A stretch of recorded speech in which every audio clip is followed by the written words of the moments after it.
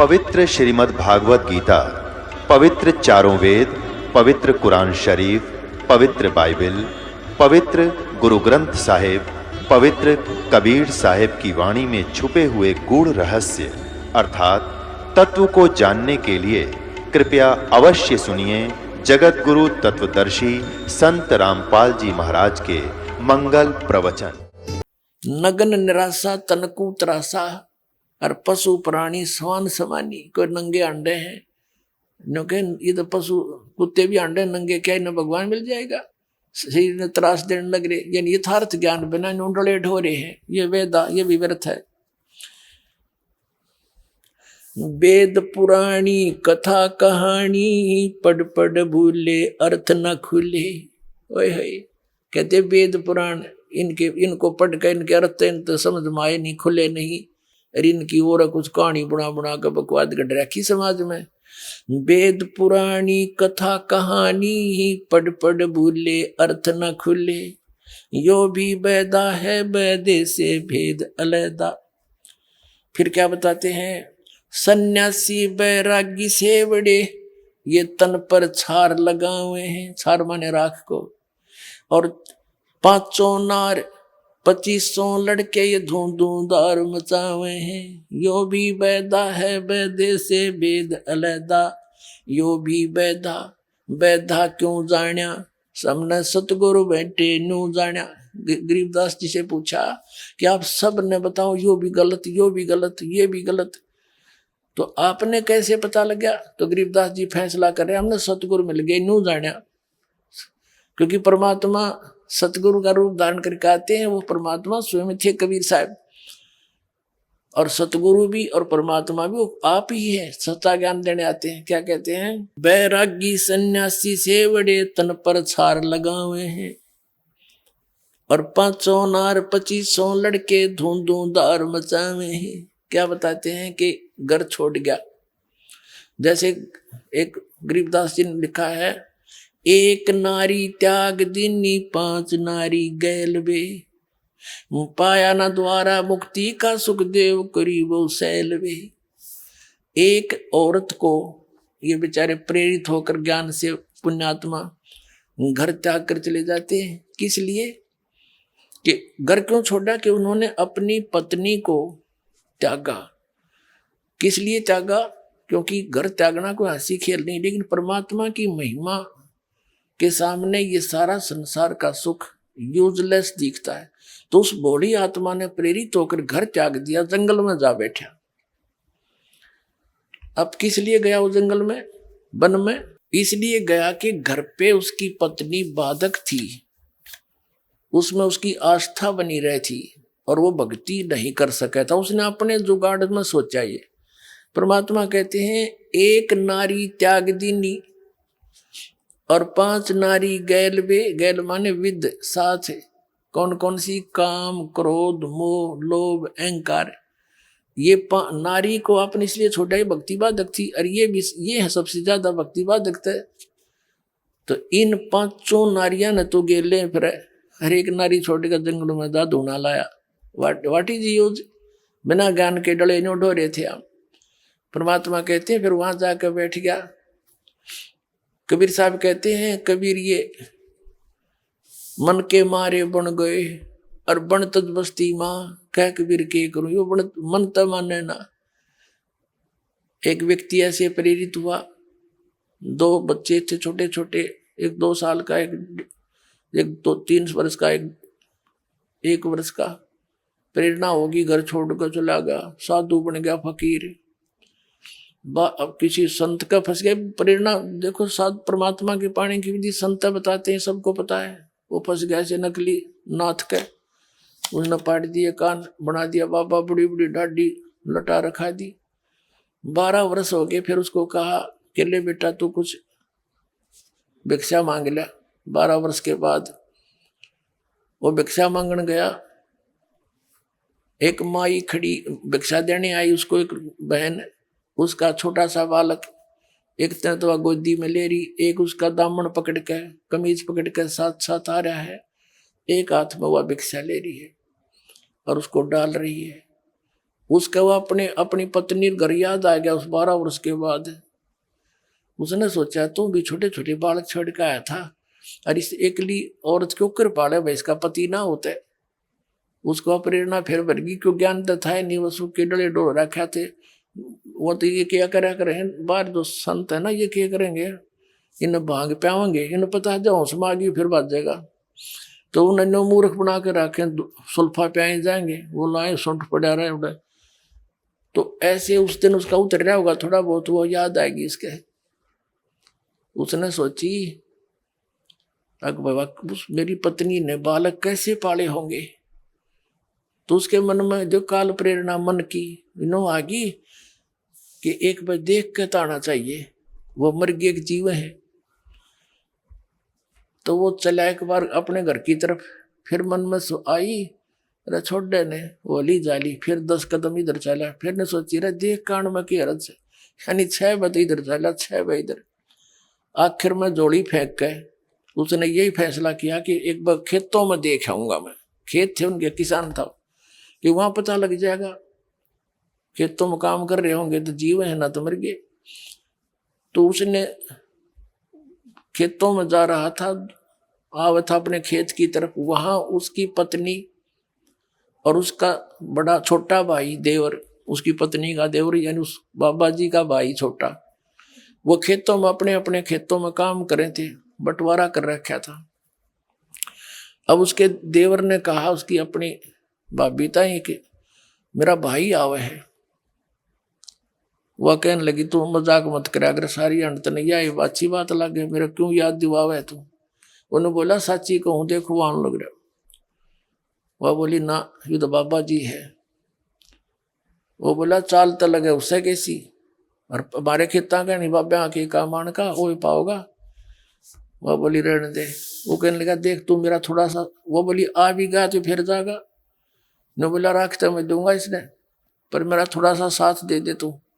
वो बोली क्या करूं, अगर मैं इस तुम्हारे खेत में है इस अपने अब दोनों का साजला मेड थी डोला, और उसके 2 फुट 3 फुट अंदर बाबा जी वाले खेत में एक शीशम थी अच्छी मोटी भारा।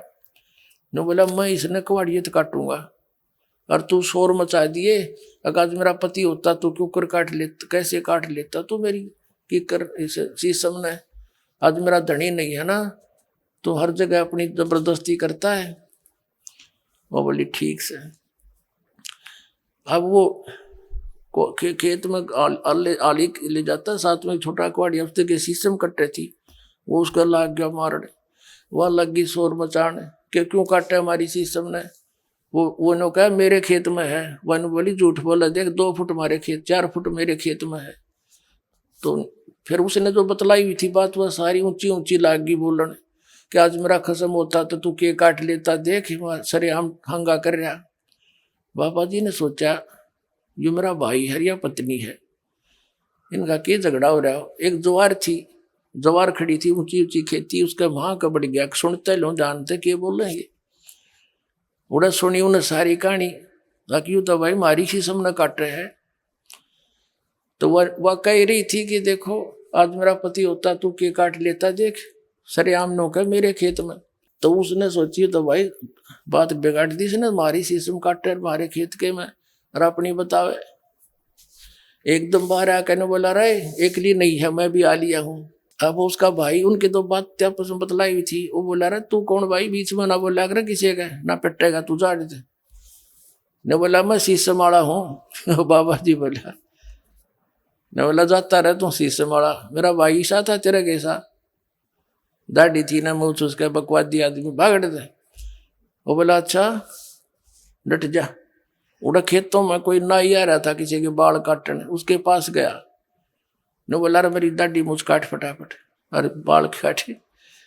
बोला के बात, बोला फलाना हो मेरा भाई मन पछाणता कोई ना, और हमारी शीशम काटने लग रहे। नाई ने कर दिया काम, जब मशीन फेर दी। आके ने बोला देख ओए हूँ। ने बोला आइए रे मेरा भाई, सीने का लगा लिया छोटे भाई ने। बोला संभाल तेरी शीशम ने, उड़ा पकड़ा दिया हड़ भाई ने, हो गया बाबा जी जैसे थे। अब कबीर साहब कहते हैं मन के मारे बन गए, और बनत बस्ती माँ कह कबीर के करूँ यो बनत मन त माने ना, मन माने भगवान के ज्ञान ते। अभी अब यो बकवाद करके दिखाइए यो मन, ऐसा ज्ञान दे देंगे कहीं रही हो वहां भगवान साथ साथ चलेगा। अब क्या बताते हैं, एक नारी त्याग दीनी 5 नारी गैल वे। वह मोह ममता नो की नो नारी गेल अंडा थी, वह खींच लाई उल्टी है उसने। तो परमात्मा कहते हैं इनको तू यहीं घर पर रह के त्याग। आत्मा जब इस चीज ने मान लेगी तो फिर कितने रहे तू, ये संसार के बारे में इस ज्ञान से पता लग जाएगा। हम कुछ दिन के मेहमान हैं, परिवार हमारा एक संस्कार से जुड़ा हुआ है, परमात्मा के बच्चे हैं।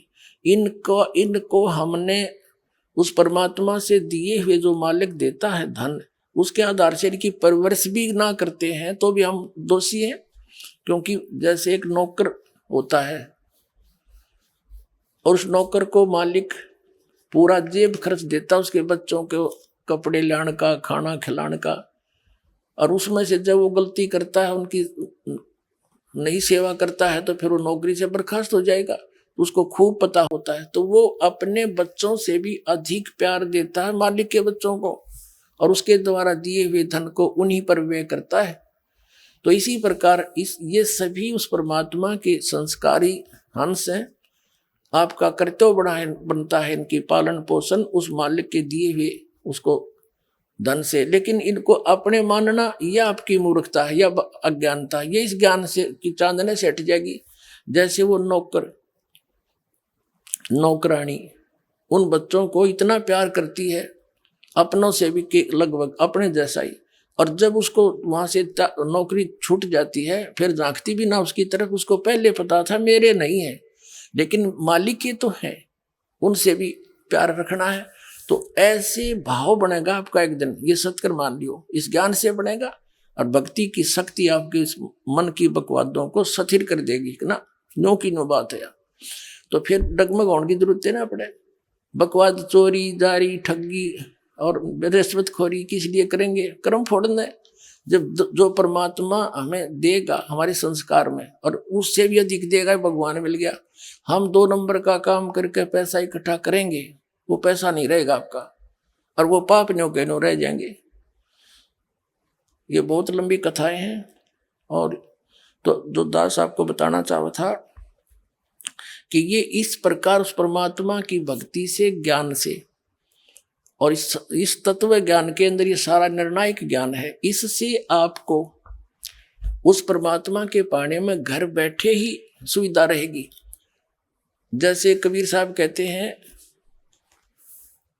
कि डंब करें डूंगर चढ़े, अंतर जीनी झूल, और जग जाने यो बंदगी करे, यो बोवे सूल बबूल। जैसे एक ऊंचे से टीले पे बैठा कर बाबा जी, हमने देखे कई जगह जहाँ सब ने दिखे, धूना ला लिया, चमटा गाड़ दिया, नो बैठा, तो आम आदमी प्रभावित होता। आत्मा तो देखती है कि वो भगत है, माथा टेकेंगे, उड़ा पूछो डावा शुरू हो जाएगा, उड़ा उसका आश्रम बन जाएगा। परमात्मा कहते हैं ये साधना है।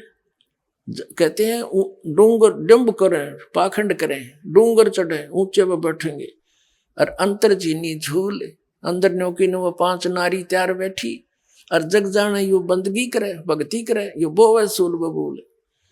तो कबीर साहब कहते हैं घर छोड़कर चले गए, फलाहार करते हैं, नगरी में भी नहीं आते, आदमियों को देखकर भागकर गुफाओं में बढ़ जाते हैं। ऐसे साधु और भोली श्रद्धालु ने सोचे भाई महात्मा पड़ा है, वो तो आदमियों के दर्शन भी ना करता।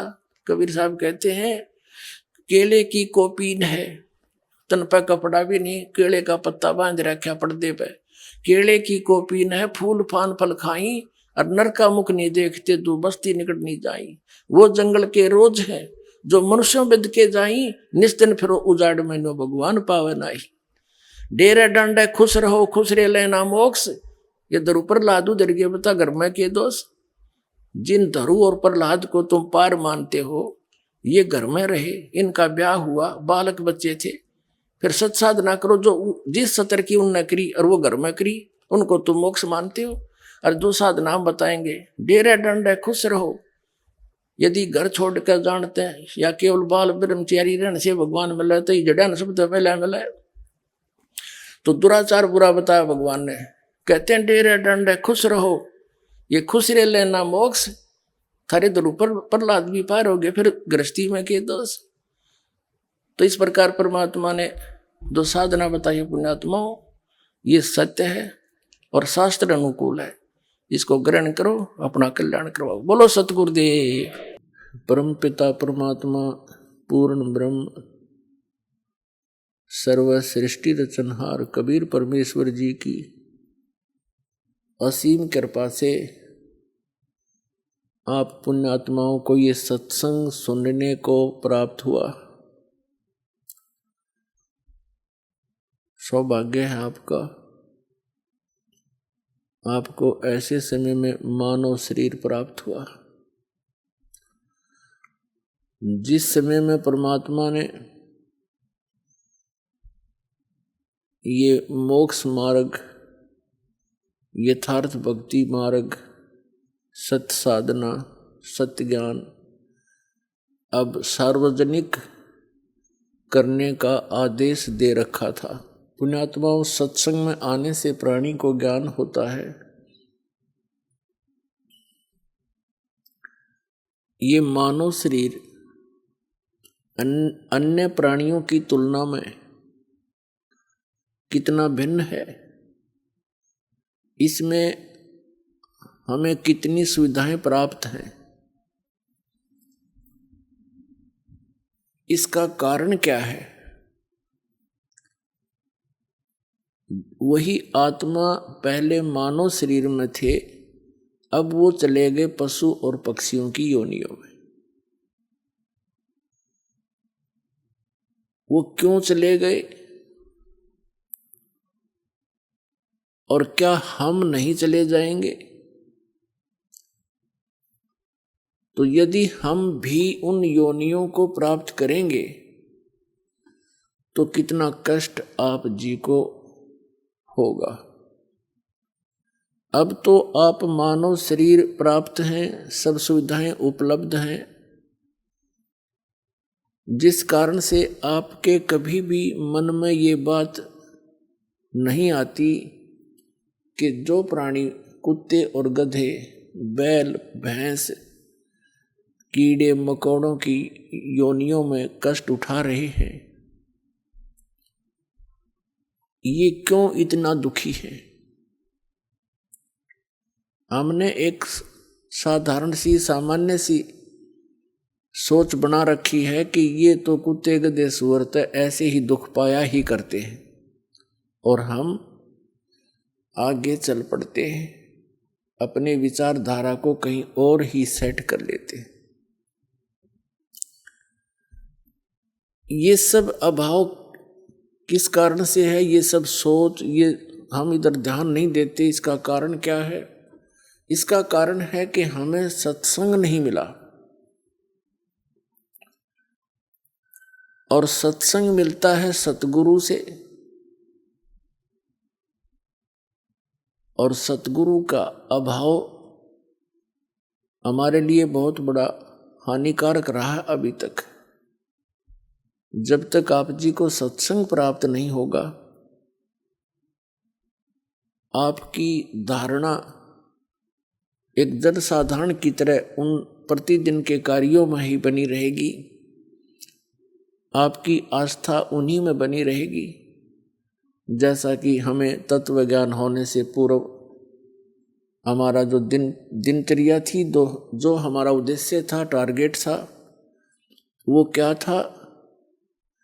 बच्चे थे, शिक्षा ग्रहण करेंगे, अच्छी पोस्ट प्राप्त हो जाएगी, विवाह हुआ, संतान होगी, इनको पाल पोस देंगे, इनका विवाह कर देंगे, बस फिर हम बेशक मर जाएं, हमारा काम पूरा हो गया। इतना ज्ञान था हमें।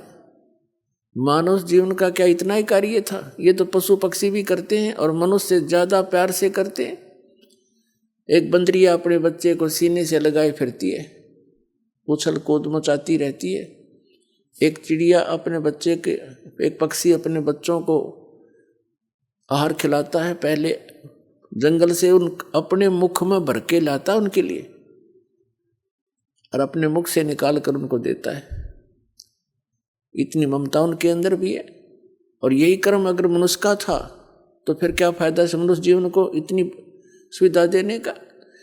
इसका मूल उद्देश्य कुछ और है जो आपको सत्संग से पता चलेगा, और हमें भी फिर सत्संग से पता चला। जो भक्त आत्माएं अन्य संतों के पास जाते हैं वो भी सोचते हैं कि हम सत्संग सुन रहे, ये उनकी बहुत बड़ी भूल है। उनके पास सत्संग नहीं है। दास ये कहे कि इस ब्रह्मांड में 21 ब्रह्मांड में इस दास के अतिरिक्त वर्तमान में किसी के पास सत्संग नहीं है, तो ये बात भले ही भगत समाज को खटके एक बार, लेकिन ये सत्य से परिपूर्ण है।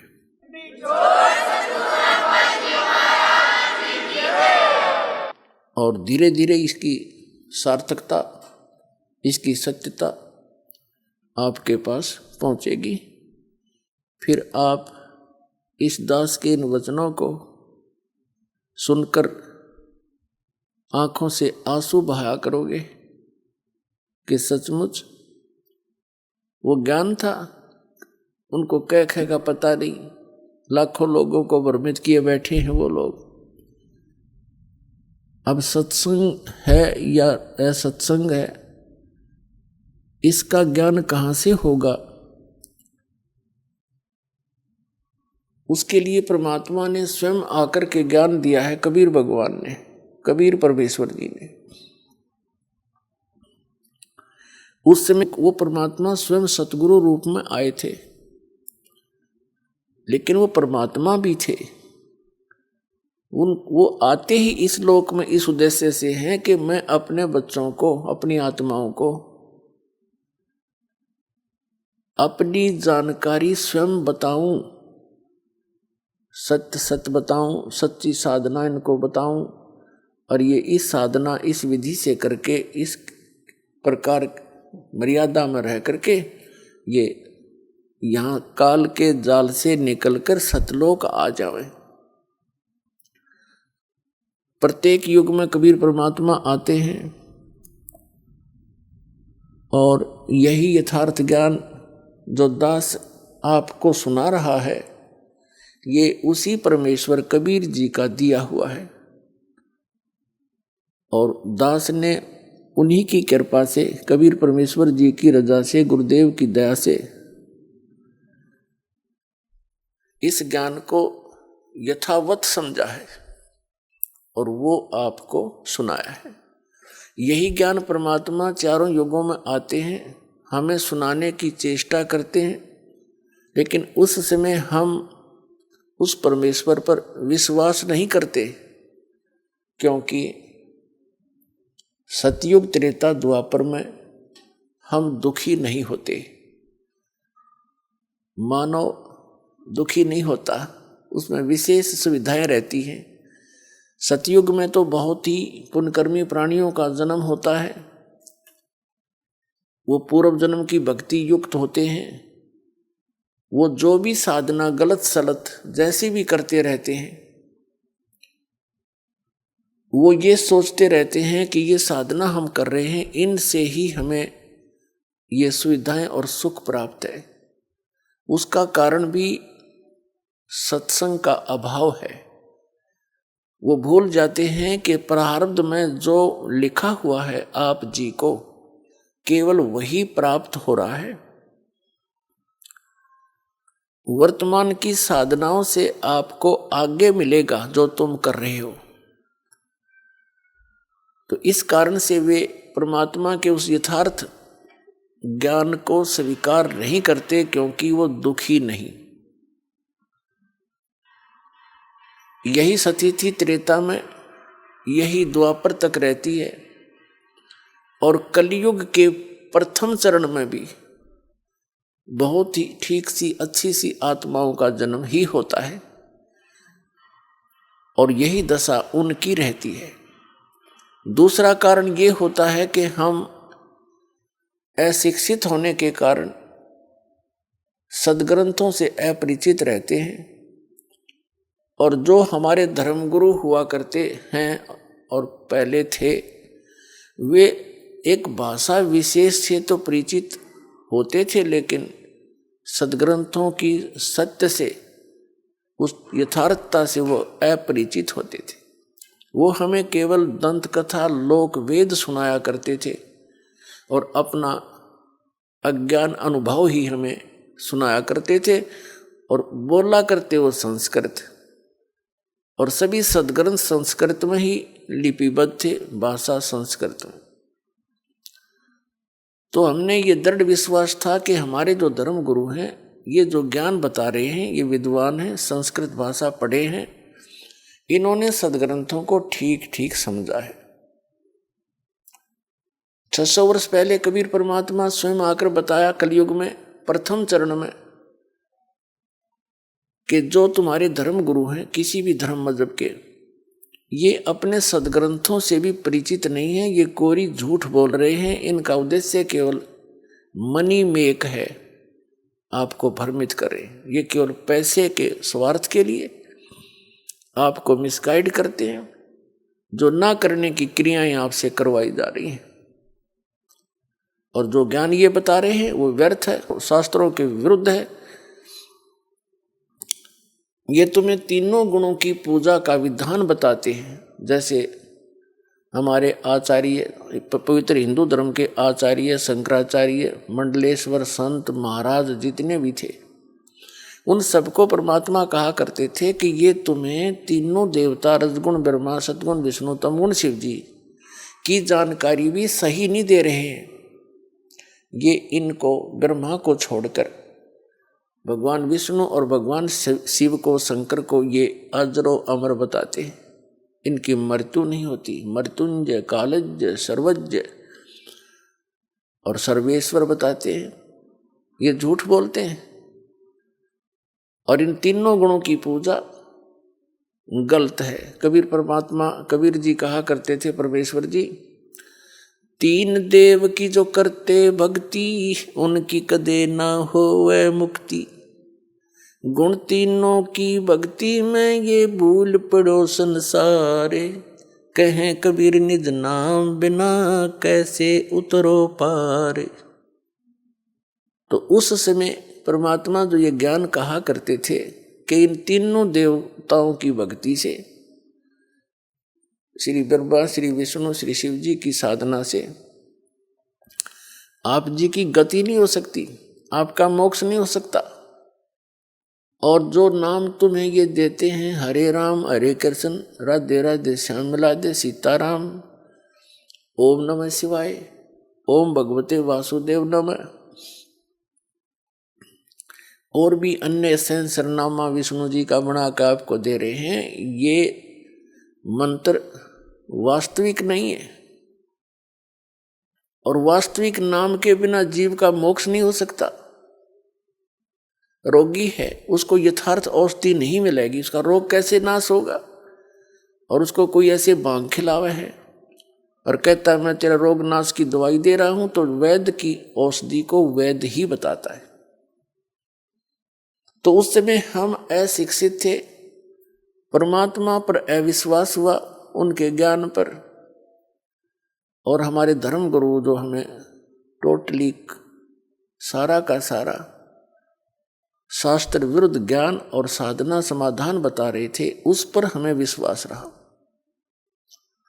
तो उस समय जो कलयुग के प्रारंभ में भी अच्छी आत्माओं का ही, बहुत सी अच्छी आत्माओं का जन्म होता है। आप जो हमारी उम्र के हैं इनको पता है, आज से 50 वर्ष पहले जब हम कुछ जानने योग्य हुए थे छोटी आयु में, उस समय के लोगों के विचार, उनके अंदर कितनी सहनशीलता, आपस में प्यार भाव, और वो तकरीबन सभी ठीक रहते थे, स्वस्थ भी रहते थे, उनके परिवार भी स्वस्थ रहते थे, कोई विशेष आपत्ति नहीं आती थी एक आध परिवार को छोड़कर। तो वो अच्छी आत्माएं थी। उनके पिछले जन्म के संस्कार ही उनको प्राप्त थे और वो बिल्कुल भक्ति भी नहीं करते थे, क्योंकि दास का जन्म जिस वर्ण में हुआ है, इस किसान जाट वर्ण में, तो वो भक्ति नहीं करते थे। विशेषकर जो दास का जन्म सोनीपत डिस्ट्रिक्ट हरियाणा में हुआ, तो वहाँ से खूब परिचित है उन व्यक्तियों से। अच्छी आत्माएं थी, कर्मठ थे, उनका विधान केवल इतना ही था, अपना कर ले और खा ले कर दे दे। इसमें वो दृढ़ थे, लेकिन भक्ति के आसपास नहीं थे। और फिर भी सबको सारी सुविधाएं थी, बच्चे भी ठीक थे, उनके आगे संतानें भी थी एक आधे को छोड़कर, और वो बिल्कुल भक्ति नहीं करते थे। सारा दिन होका पाड़े, ताश खेल, या कि मैं और बात बतलावे। राम नाम तो उनका मुंह पकड़े, दास ने सुना नहीं। रिश्तेदारियों तक का भी खूब ज्ञान है मुझे, और घर का भी, अपने परिवार का और अपने गांव का। के हो गया को सारे गांव में 10-20 व्यक्ति कोई धार्मिक से, वो अलग बात है। वो भक्ति करते हों, वो भी जैसे लोक वेद की। तो कहने का भाव यह है कि वो अच्छी आत्माएं थी, और वो साधना करते या ना करते उनको सब सुविधाएं प्राप्त थी। तो ऐसे ही परमात्मा जब आए तीनों युगों में और चौथे युग कलयुग में, उस समय ये प्राणी घना दुखी नहीं था, और परमात्मा के उन वचनों पर विश्वास इसलिए भी नहीं हुआ क्योंकि वो अशिक्षित थे, और जो विशेष थोड़े बहुत दुखी थे वो परमात्मा की शरण में आए और सुखी हो गए। अन्य जो ठीक उनका सुविधा थी वो परमात्मा की शरण में नहीं आए। केवल दुखी व्यक्ति ही कबीर परमात्मा की शरण में उस समय आए, और वो अशिक्षित होने के कारण भी परमात्मा को परमात्मा नहीं मान सके। उनको सुविधाएं भी बहुत दी जो दुखी टाइप के व्यक्ति थे। तो कहने का भाव दास का इस सारे विचारों का निष्कर्ष ये है कि उस समय परमात्मा द्वारा बताई गई साधना को हम स्वीकार नहीं कर सके, क्योंकि जो साधनाएं अन्य व्यक्ति जो परमात्मा कबीर जी की शरण में नहीं आए थे, जो अन्य जो भी साधना कर रहे थे, वो उनसे भी उनको राहत थी पूरी, लेकिन वो सोच रहे थे इस साधना से हमें राहत है। वो थे उनके प्रारब्ध के संस्कार, उन्हीं से उनको जो कुछ हो रहा था उसी से वो संतुष्ट थे कि मैं जो मंदिर में जाता हूँ इसी से मुझे लाभ है, कोई मैं गायत्री मंत्र जाप करता हूँ इसी से मुझे सब कुछ मिल रहा है। तो ये उनके तत्व ज्ञान के अभाव का कारण था, उनको तत्व ज्ञान नहीं था। और जो दुखी थे, महादुखी थे, वो कबीर साहब की शरण में आकर सुखी हो गए। उनको सिर्फ इतना सहारा मिल गया कि हमें ये सिद्ध पुरुष है और हमें राहत मिल गई। दूसरे दुखी नहीं थे, वो आए नहीं, कहने लगे हमें तो जो साधना कर रहे हैं वो बिल्कुल सही है। तो इस प्रकार इस तत्व ज्ञान का अभाव यानी सत्संग की कमी और अशिक्षा, ये हमारे लिए अभी तक आगे आड़े अड़ी रही भगवान के पहचानने में और भगवान के इस ज्ञान को जानने में।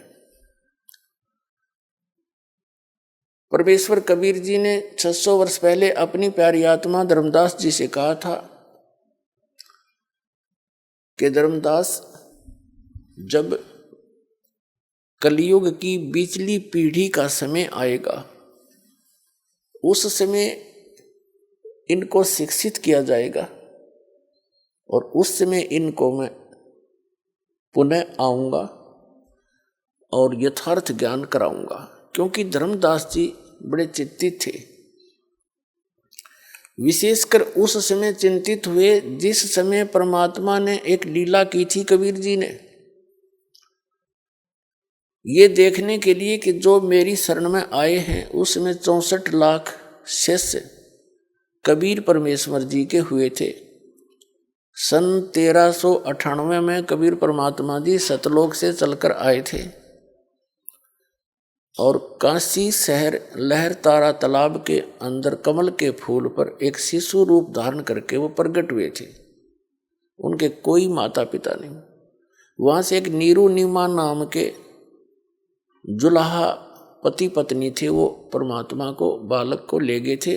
वो निसंतान थे और उनके घर परमात्मा लीलामय तरीके से परवरिश को प्राप्त हुए। बड़े होकर जुलाहे का कार्य करने लगे और साथ में जिस उद्देश्य को लेकर आए थे वो तत्व ज्ञान भी प्रचार करते थे, वो सतगुरु का रोल भी करते थे, जिस कारण से वो जुलाहा कहलाए। तो उस समय परमात्मा के शरण में जो भी आया, कुछ आशीर्वाद से, कुछ भगवान परमात्मा प्रथम मंत्र देते थे जो दास आपको देता है, इस 5 नाम का, बस इससे उनको बहुत लाभ हुआ। 64 लाख शेष बने थे केवल मालिक की इस चमत्कारी शक्ति को देखकर। फिर परमात्मा ने देखना चाहा था कि मैं देखूं ये मुझे एज ए गॉड ट्रीट करते हैं या एज एक संत, ये मुझे भगवान की तरह मानते हैं, मुझे ये भगवान स्वीकार किए हुए हैं, या मुझे एक सिंपल संत मानते हैं। परमात्मा को तो मालूम था ये क्या मानते हैं, लेकिन दिखाना चाह रहे थे धर्मदास को और अन्य अपने निज भक्तों को। परमेश्वर कबीर जी ने एक लीला की थी। एक लड़की वैसा थी, गणका थी, उसने सत्संग सुना, उसको अपने कर्म से नफरत हुई, आत्मा जाग गई उसकी। परमात्मा कबीर जी के चरणों में आई, अपनी सारी कहानी बता दी और प्रार्थना की, मालिक क्या मेरे जैसी दुष्टा का भी उद्धार हो सकता है? कबीर परमात्मा ने कहा, बेटा आत्मा तो लाल है, ये कीचड़ में गिर जाती है तो जौहरी उसको साफ करके वैसा ही बना लेता है, कीमत में कोई अंतर नहीं होता। आगे गलती ना करना, पीछे जो बनी सो बनी, ये सफाई हो जाएगी। उस बेटी के यह बात समझ में आ गई। उसी दिन से अपना वो दुष्कर्म त्यागा और परमेश्वर कबीर जी की शरण में शिष्या बनकर अधिक से अधिक सत्संग श्रवण करने के लिए आने लगी। अब जब सत्संग के अंदर वो गणिका सुप्रसिद्ध काशी की वैश्या थी, सबको पता था, परमात्मा के सत्संग में आने लगी, कबीर जी के सत्संग में, तो उनके शिष्य ही उस लड़की को भला बुरा कहने लगे। तू यहाँ मत आया कर, बदनाम करवाएगी हैं। और तो उस लड़की ने परमात्मा जी से, गुरुदेव से कहा, गुरुदेव वो सारी कहानी बताई कि कुछ भक्त, कुछ माई मुझे हे दृष्टि से देखते हैं और मुझे यहाँ आने के लिए मना करते हैं। तो परमात्मा ने सत्संग के माध्यम से सभी को बहुत कुछ संकेत दिए, बताने की चेष्टा की कि कुष्टी होवे संत बंदगी कीजिए, हो वैसा के विश्वास चरण चित दीजिए। क्या बताते थे कि यदि कोई भक्त कोढ़ी भी है, उसका चाम भी चू रहा है और उसने दीक्षा ले रखी है, उससे नफरत ना करना, उससे भी सत्साय बोलना, प्यार से डील करना उसको, क्योंकि वो भक्त है, परमात्मा की आत्मा है और धीरे धीरे वो कल्याण हो जाएगा उसका। ऐसे ही बताते हैं, हो वैसा के विश्वास चरण चित दीजिए।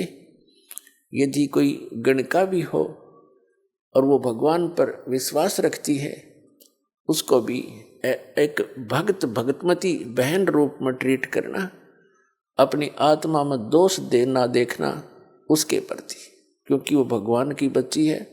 धीरे धीरे बुराई छूटेगी, क्योंकि जब तक मैला कपड़ा साबुन और जल के संपर्क में आवेगा नहीं तो निर्मल कैसे होगा।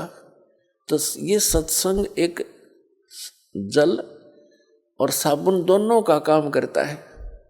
यहाँ आएंगे, कोई शराब पीता है, कोई सिगरेट पीता है, कोई मांस खाता है, कोई रिश्वत लेता है, कोई चोरी करता है, कोई दुराचार करता है। यहाँ आएंगे, उनको पता चलेगा, उनकी आत्मा साफ होगी तो तभी बुराई छूटेगी। चाहे कोई डाके मारता है, चोर है, जब उसको पता चलेगा तू ऐसा जुल्म कर रहा है, इसको कहाँ भरेगा, कीड़े पड़ेंगे कुत्ता बनकर सिर में, खाज लगेगी, माया यही रह जाएगी, तू लूट लूट कर जा रहा है, ले जा रहा है, या कोई भी बुराई कर रहा है, उसका कितना भयंकर परिणाम तुझे भोगना पड़ेगा। तो अज्ञानता से गलतियां बड़े बड़े महापुरुषों से भी होगी, और अच्छी आत्माएं तुरंत त्याग देती हैं, सतर्क हो जाती हैं, आगे फूक फूक कर कदम रखती हैं। तो ज्ञान सत्संग से ही होता है। कोई भी यहाँ आओ, सत्संग एक ओपन सथल होता है, सबके लिए अलाउड है, और सत्संग सुनेंगे तो बुराई छूटेगी। बहुत कुछ परमात्मा समझाया करते थे, लेकिन एक और हमारे अंदर दोष है, हम गुरुदेव से अतिरिक्त अपने को ज्यादा बुद्धिमान मानने लग जाते हैं, और जब सुख हो जाता है, क्योंकि ये तो एक सुख का सागर है कबीर परमात्मा, इनकी शरण में आने से जीव को सुख तो होगा ही होगा। जैसे एसी रूम है, एयर कंडीशनर, और उसके अंदर कोई आता है गर्मी में, उसमें तो आती इसको राहत मिलेगी मिलेगी, वो वातावरण ऐसा है। तो सुख होते ही हमारे अंदर एक दोष है, हम भगवान से ही दूर होना प्रारंभ कर देते। तो कबीर साहब कहते हैं वो सुख भी आपके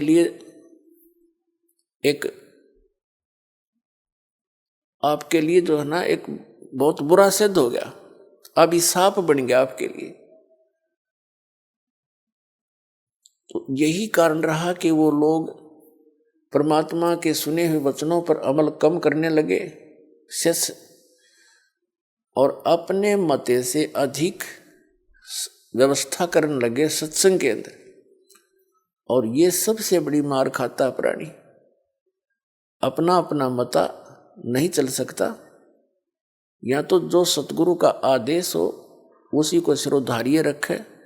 यदि हम इसे बुद्धिमान होते तो पहले यहाँ इसी ज्ञान को ग्रहण किए होते, हम पहले बुराइयां छोड़ चुके होते।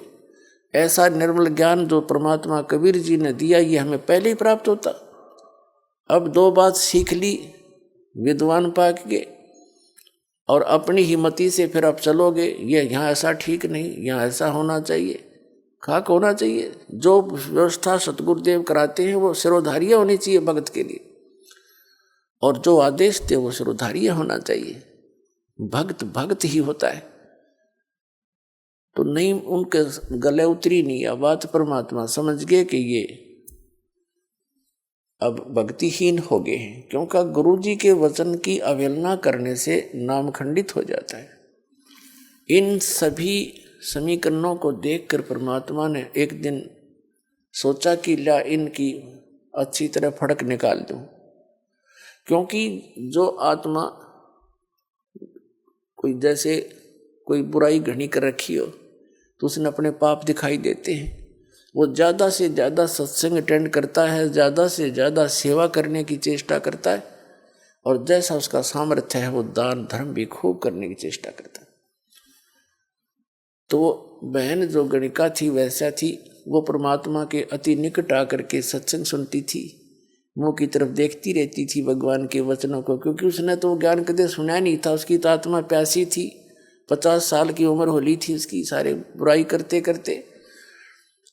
तो उसके कारण वो सभी जो मूर्ख टाइप के व्यक्ति थे संगत में, उन्होंने औरों को भी भ्रमित कर दिया कि ये लड़की यहाँ ठीक नहीं है, गुरुजी बदनाम हो जाएंगे, ये हो जाएगा।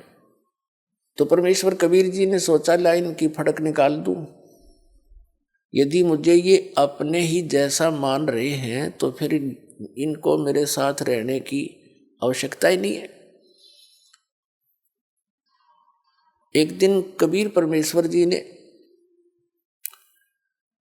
अपने प्यारे भक्त आदरणीय रविदास जी से कहा कि आप एक हाथी किराए पर ले आओ। रविदास जी ने आज्ञा का पालन किया, हाथी किराए पर ले आए, जो सधे हुए हाथी होते हैं।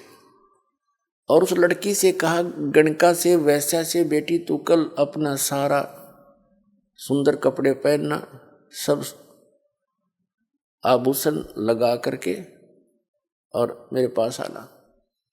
जो आज्ञा गुरुदेव की। लड़की अगले दिन कबीर साहब की कुटिया में पहुंच गई। रविदास हाथी लेकर आ गया, लड़की को हाथी पर बैठाया। रविदास जी से कहा कि आप पहलवान बन जाइए, हाथी ड्राइव करना। और लड़की को रविदास के पीछे अपने दोनों के बीच में बैठा लिया और एक बोतल में, सफेद शीशी में बोतल में गंगा जल भर लिया, जैसा अन्य व्यक्तियों को ऐसा लगे कि ये शराब ले रखी है। और उस लड़की गणका के कंधे पर हाथ रख लिया, हाथी पर बैठ के कबीर भगवान ने, और उस गंगा जल को ऐसे पी रहे हैं और ऐसे मस्ती में बैठे, ऐसे जूझ रहे हैं जैसे एक शराबी गतिविधि करता है, ऐसे करने लगे। और रविदास जी से कहा कि मेन बाजार है जो काशी का, उसके बीचों बीच निकाल दे हमारी सवारी ने। अब रविदास जी ने उस मेन बाजार में से निकाल दिया। अब जो भी देखे रहे सरेआम वैश्यावर्ती, देखो बहन बेटियों का बाहर निकलना दुब्बर हो गया, बाप बेटा क्या देखेंगे, ये कौन है, सब बताओ, ये तो कबीर है दुल्हा। और सभी कहते थे हम तो पहले कहा करते थे, हमें पता था कि वहाँ क्या होता है, वहाँ वैश्या भी सुप्रसिद्ध जाया करती थी। आज देख लो सरेआम होगी या साची जो चर्चा जनता में चला है। आइए अब हम उन श्रद्धालुओं के अनुभव जानते हैं जो जगत गुरु तत्वदर्शी संत रामपाल जी महाराज जी से दीक्षा प्राप्त कर चुके हैं तथा उनके द्वारा बताए गए भक्ति मार्ग पर चल रहे हैं। नमस्कार सर। नमस्कार सर। सर क्या नाम है आपका? द्वारिका प्रसाद साहू। द्वारका प्रसाद जी आप कहाँ से हैं? मैं राजनांदगांव छत्तीसगढ़ से हूँ सर। द्वारका प्रसाद जी, संत रामपाल जी महाराज से आप कब जुड़े? मैं 6 जून 2013 को जुड़ा सर। संत रामपाल जी महाराज से नाम दीक्षा लेने से पहले क्या आप कोई भक्ति साधनाएं भी करते थे? जी सर, मैं पहले भी भक्ति साधना करता था और इसके लिए थोड़ा सा मैं आपको सीरियल वाइज बताना चाहूँगा। मैं जब 9 साल का था तो उस समय मेरे पिताजी दुर्गा सप्तशती का पाठ करते थे और उन्हीं दुर्गा जी के नाम से मेडिकल खोले थे। मेडिकल का नाम दुर्गा मेडिकल था और उसको 3-4 साल किए। उसके बाद में 1987 में वो गायत्री परिवार से जुड़ गए। तो गायत्री परिवार में से जुड़ गए तो उसी का संध्या को आरती चालीसा वगैरह सब चलता था, मंत्र चलता था, गायत्री मंत्र और साथ साथ सारे परिवार मेरे भाई बहन सब उसी के अनुसार करते थे। वो नवरात्रि में 9 दिन का उपवास रखते थे और 24,000 गायत्री मंत्र का अनुष्ठान रखते थे। वो सब मैं देखता था, करता तो नहीं था, लेकिन वो सब मैं देखते देखते आ रहा था, उन्हीं को फॉलो कर रहा था। उसके बाद में फिर एक सुकृत दास शास्त्री करके इधर कबीरपंथी हैं, उनसे वो नाम दीक्षा लिए और वो काशी बनारस से थे और वहाँ से नाम दीक्षा देते थे और उन्हीं का मंत्र कर रहे थे। उसके बाद में कुछ दिन के बाद में कम से कम 4-5 साल के बाद में एक अभिलाष दास जी वो भी कबीरपंथी हैं, कबीर साहब का ज्ञान बताते हैं। उनका ज्ञान उनको और अच्छा लगा, उनसे ज़्यादा अच्छा लगा, तो उन्हीं का बुक वगैरह ला के पढ़ने लगे। और मैं भी देखता था, उनका एक पारक प्रकाश करके मासिक पत्रिका आती थी, तो वो मासिक पत्रिका रेगुलर हमारे घर में आता था, उसको भी मैं पढ़ता था। और उसके बाद में एक दिन सर मैं अपना ससुराल गया हुआ था और वहाँ अक्सर मैं टीवी चैनल में अन्य जो संत हैं उनका सत्संग देखा करता था। तो उसी देखते देखते अचानक साधना चैनल में सदगुरु रामपाल जी महाराज जी का सत्संग आ रहा था और लगभग टाइम निकल चुका था, मैं 10 मिनट ही देख पाया उसको। और उसमें सर वो सृष्टि रचना बता रहे थे। सृष्टि रचना में बता रहे थे कि दुर्गा जी जो है कौन है और जो है वो क्या किए, कैसे हुआ, और उनके तीनों बेटे मतलब जैसे ब्रह्मा जी, विष्णु जी और शिव जी के बारे में बता रहे थे। तो थोड़ा सा ही देख पाया था मैं, उसके बाद में वो बंद हो गया। फिर नेक्स्ट दिन जो है जब मैं फिर से चालू किया उसको, तो उसमें जो है एक ज्ञान चर्चा आया हुआ था, और ज्ञान चर्चा में वो अभिलाष दास जी के बारे में ही बता रहे थे कि ये जो है ये नास्तिक है, ये पूरा दुनिया डुबो के रख दिया और इसने जो है पूरे लोगों को भटका दिया, पूरे भक्त समाज को भटका दिया, ऐसा करके। और मेरे पिताजी जो है पूरा उनको तन मन से मानते थे, तो मुझे बहुत ज़्यादा शौक़ लगा। मैं तुरंत पिताजी के पास फ़ोन लगाया और उनको बोला कि देखिए ऐसा ऐसा सत्संग आ रहा है, कबीर साहब का बहुत अच्छा ज्ञान बता रहे हैं और आप जो है टीवी चालू करके देखिए।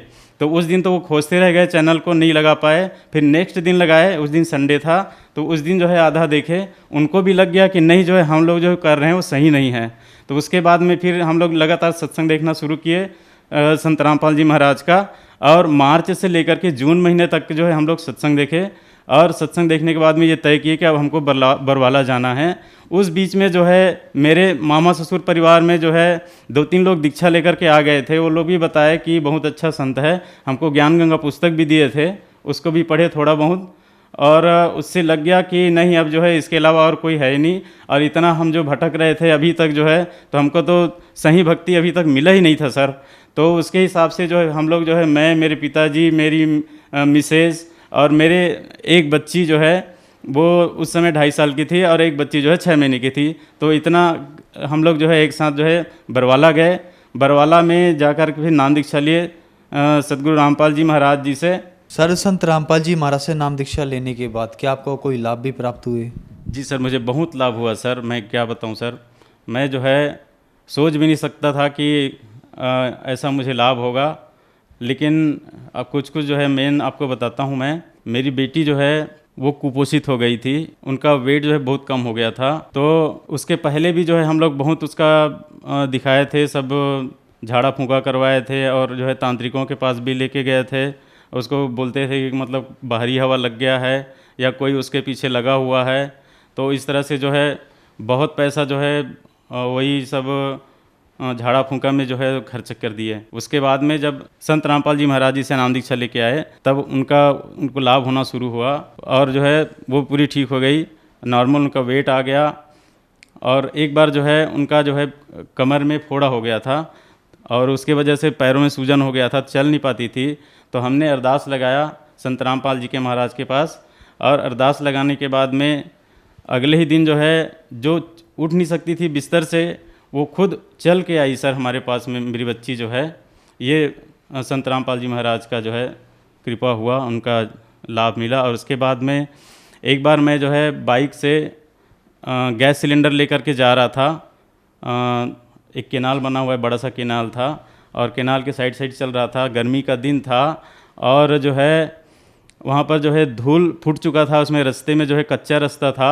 तो अचानक मेरा गाड़ी स्लिप कर गया। तो मैं जो है रास्ते से ऐसा स्लिप होके एकदम से केनाल के उसमें चला गया किनारे में, और लगभग 20 फीट गड्ढा वो केनाल था, और गाड़ी ऐसे रुक गया सर जैसे किसी ने उसको पकड़ के खड़ा कर दिया हो।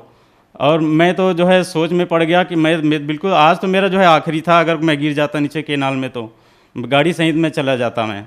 तो ये संत रामपाल जी महाराज का ही कृपा है कि मैं उस समय जो है वहाँ पर बच गया मैं। उसके बाद में सर मेरा जो थोड़ा डिप्रेशन आ गया था, कुछ जो है मैं ऐसा काम कर रहा था, फील्ड वर्क कर रहा था चिट फंड कंपनियों में। तो जो है लोगों का जो है प्रेशर पड़ता था, लोग मुझे पैसे के लिए बार बार जो है परेशान करते थे। तो उस समय मैं डिप्रेशन में आ गया था, मुझे शुगर और बीपी भी हो गया था सर। और उसके वजह से जो है मेरा याददाश्त पूरा चला गया था। मैं तुरंत जो है उसी समय भूल जाता था कि मेरे साथ किसने क्या बात किया। तो ये भी जो है परमात्मा से अर्जी विनती किया, तो उसका भी लाभ हुआ। मेरा पूरा जो है संत रामपाल जी महाराज के कृपा से सब पूरा ठीक हो गया सर।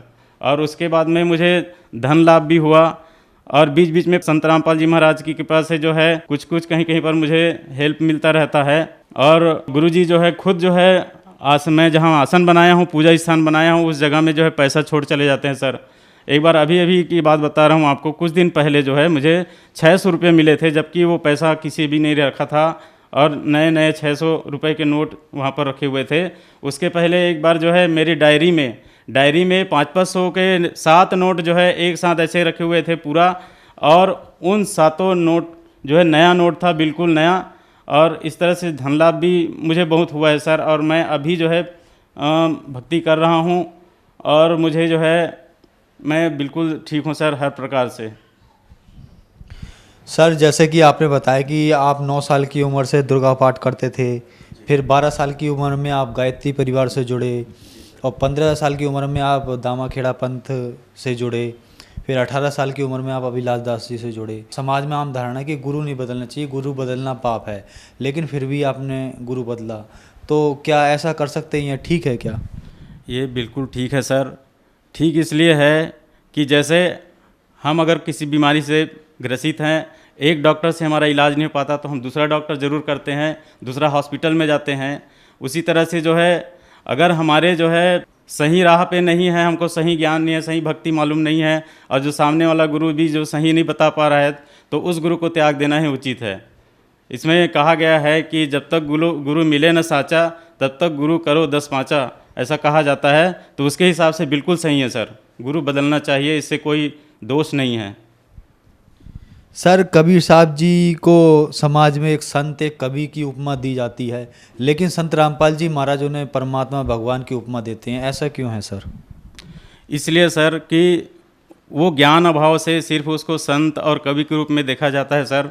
लेकिन संत रामपाल जी महाराज ऐसे ज्ञान दे रहे हैं, पूरे शास्त्र अनुकूल, सारे वेद, गीता, पुराण सबसे जो है प्रमाण दिखा रहे हैं कि कबीर साहेब ही पूर्ण ब्रह्म है, पूर्ण परमात्मा है, और वही जो है ये सृष्टि के रचनहार हैं, और उसी के द्वारा जो है सारा सृष्टि बना हुआ है, और अन्य जो है जितने देवी देवता हैं उसके बाद में आए हैं।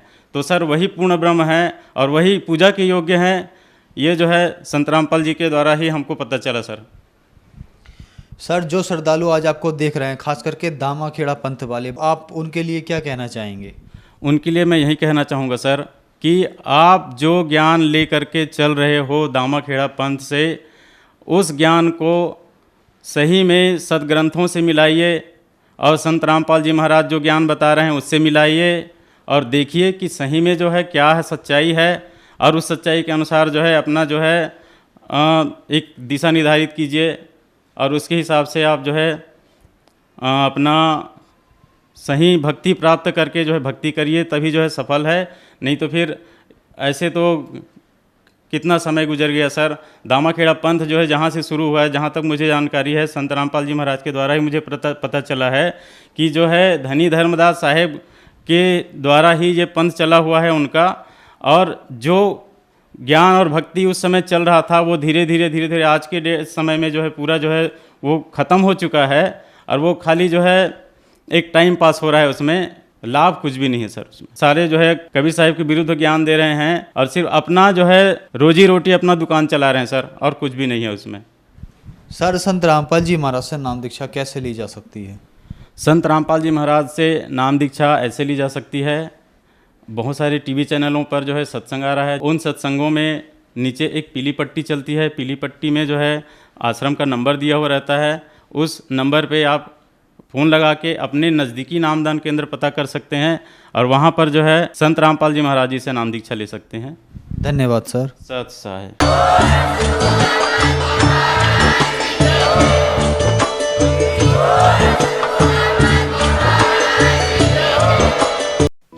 आप सुन रहे थे जगत गुरु तत्वदर्शी संत रामपाल जी महाराज के मंगल प्रवचन। अधिक जानकारी के लिए संपर्क करें।